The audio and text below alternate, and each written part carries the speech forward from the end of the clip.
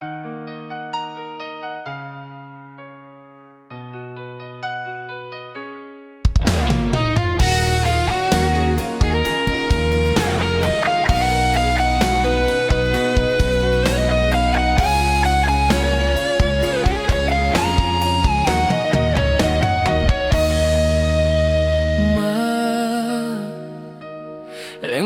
ngay mo chôn buka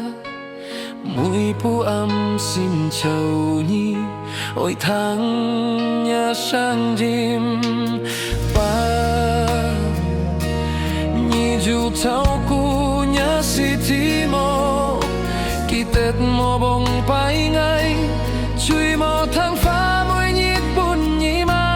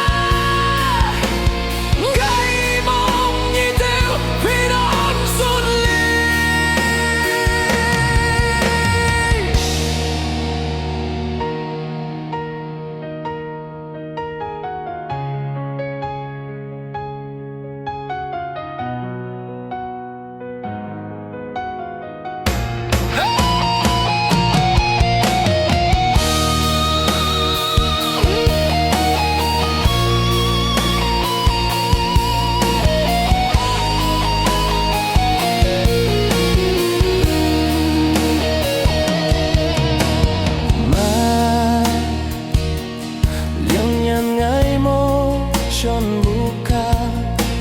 mùi pu âm xin chào nhi ôi tháng nhà sang chim ba